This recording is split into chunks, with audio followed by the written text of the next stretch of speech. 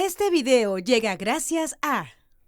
Atención emprendedor, potencia tu negocio con préstamos con garantía hipotecaria de rebajatuscuentas.com y págalo hasta en 10 años. Gracias a Samsung.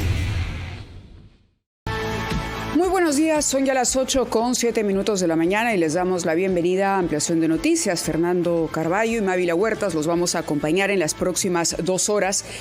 Y bueno, como siempre, en nuestro país hay muchísimo tema de qué conversar. Una semana en la que todavía no sabemos exactamente qué es lo que ocurrirá, cuál será la dimensión de estas protestas. En cualquier caso, vamos a estar muy pendientes de ello. También la situación económica nos preocupa muchísimo. El día de hoy en su portada Gestión dice que Fitch advierte que la calificación del Perú tiene, entre comillas, ligero riesgo a la baja.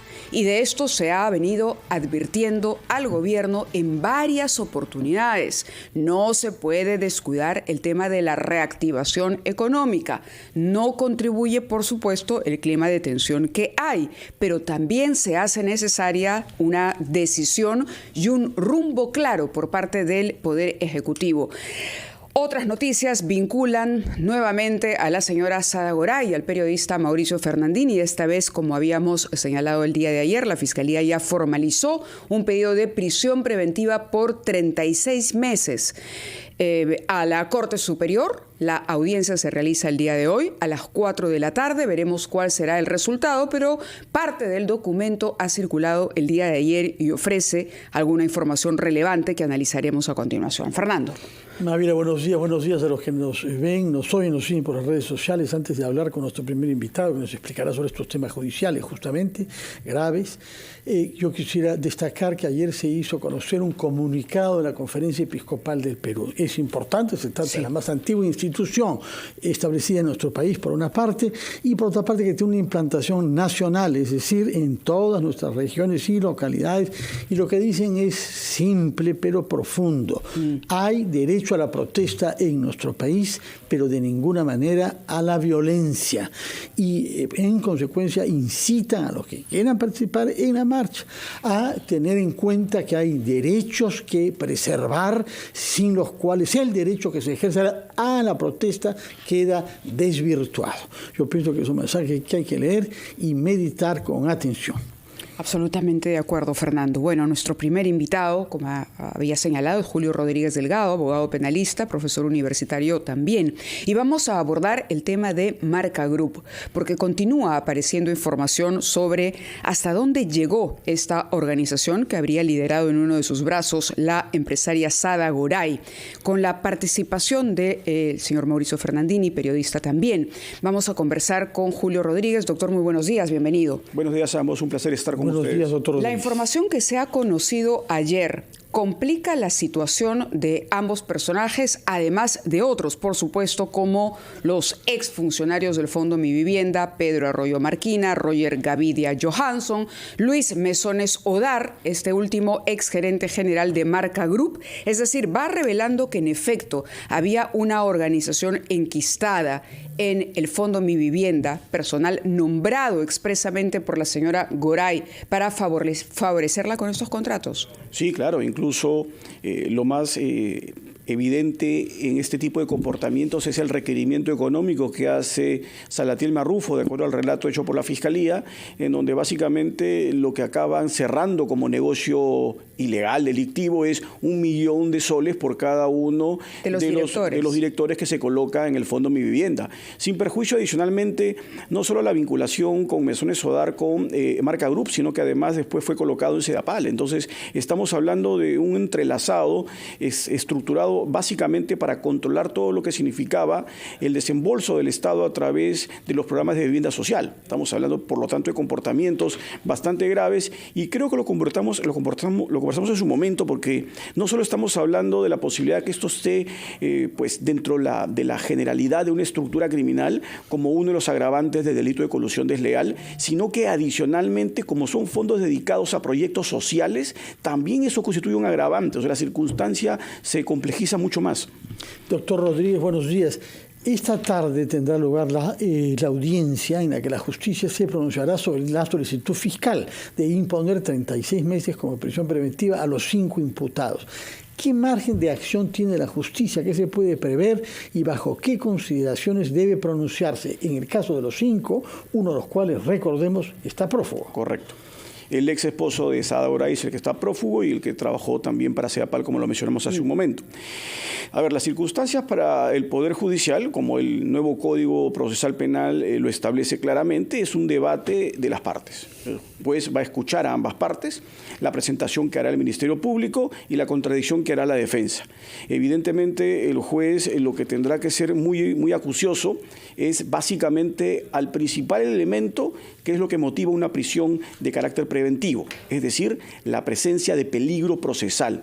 Porque ya todos ustedes han conocido en algún aspecto cuáles son los elementos en los que se basa el Ministerio Público para imputar los delitos, y hay que ser un poquito racional de no ir a esa diligencia a cuestionar estos graves y fundados elementos de convicción. Es decir, toda la acreditación de los actos delictivos de manera preliminar están, creo yo, muy bien plasmados, y sería un debate estéril entrar por allí. Habría que entrar a lo que podría generarle tal vez o que no haya prisión preventiva, o en su defecto que ésta sea de menor cantidad de tiempo, porque debatir el primer elemento sería un fracaso, porque las pruebas, creo yo, son claras y muy contundentes. ¿Se refiere usted a la tipificación legal de los delitos presuntamente cometidos? Y los sustentos probatorios de esos con los elementos de convicción que la Fiscalía ha ido acompañando.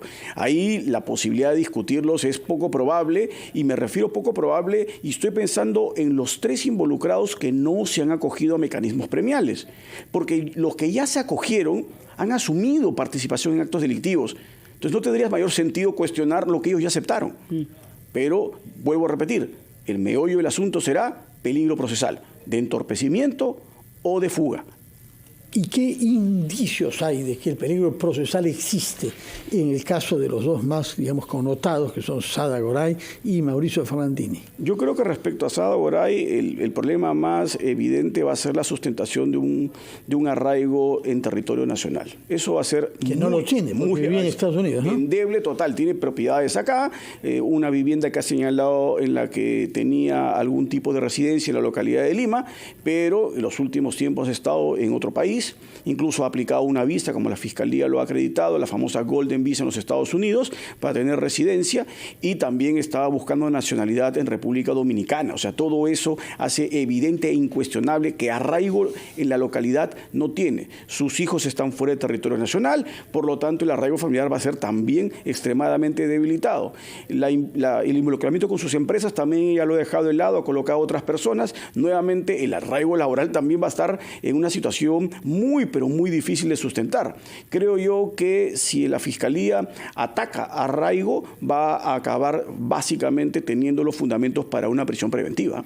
De acuerdo. Para no terminar el caso Saada Goray, la familia el día de ayer se ha expresado en defensa, por supuesto, de ella. Su madre incluso declaró en las inmediaciones de la prefectura de Lima y señaló que la familia convocará una conferencia de prensa y que presentarán una serie de documentos y pruebas para demostrar la inocencia de su hija. De otro lado, dijeron que se había producido una injusticia porque ella permitió, con su testimonio, contribuyó a aclarar hasta dónde llegaba la corrupción durante el gobierno de Pedro Castillo. ¿Cómo queda esta situación? Es decir, ¿qué posibilidades tiene la familia hoy de decir, claro, pero Saada ha colaborado, ha dado elementos que deberían tomarse en cuenta para, de alguna manera, no digo perdonarle toda la pena, pero sí considerar que ella contribuyó en su momento con revelar los alcances de esta mafia que lideraba, hasta donde entendemos, el propio presidente de la República en su momento? Correcto. Mire, Mávila, lo primero que hay que destacar, y yo siempre lo repito, es que una prisión preventiva es un drama familiar. No solo para la persona, sino para toda la familia. Que la prisión preventiva no puede ser objeto de abuso y tiene que aplicarse en los casos más restrictivos posibles. Ahora bien, estamos ante una persona que se acogió a un mecanismo de delación premiado. Sí. Entonces, esta versión de la familia que es inocente es absolutamente absurda. No puede haber una persona que sea inocente que acepte los cargos y se convierta en colaborador. Eso es inconsistente. Lo segundo, acá sin ninguna duda el testimonio de esta persona permitió ir abriendo una brecha para poder encontrar los actos de corrupción liderados por Castillo. Sin embargo, la relación que tiene que existir entre la Fiscalía y aquellos que se acogen a mecanismos de delación premiada, ya sea confesores o colaboradores, tiene que ser estrictamente basados en la verdad. Si en algún momento la verdad queda de lado, porque la Fiscalía evidencia ocultamiento de información, desvío de atención hacia hechos que no tienen connotación importante, datos que son falsos, evidentemente esta confianza se ve traicionada y la Fiscalía tiene todas las posibilidades de cambiar de rumbo, que efectivamente lo ha hecho, cambió de rumbo y les pidió a ambos dos acogidos a delaciones premiadas la variación hacia una medida de detención preliminar. Pero mire también lo importante, ese periodo de tiempo de 10 días era un periodo que uno puede llamar un periodo de reflexión. Es decir, ya la Fiscalía me ha encontrado mentiras groseras, y si estas mentiras son groseras, por lo tanto, ¿qué es lo que tengo que hacer? Lo que tengo que hacer es enmendar el rumbo. He tenido 10 días para enmendar el rumbo. Explicar mis versiones, ampliar mis declaraciones y decir por qué dije lo que dije y tratar de llevar a la Fiscalía a una recuperación de la confianza. Pero si en esos 10 días no hubo cambio de rumbo... Pues estamos en una situación difícil. Permítanos, por favor, ir a una pausa, después de la cual retomamos nuestra entrevista con usted, en tanto que abogado penalista, doctor Julio Rodríguez. Vamos a la pausa, Mar. Hacemos una pausa, son las 8:18.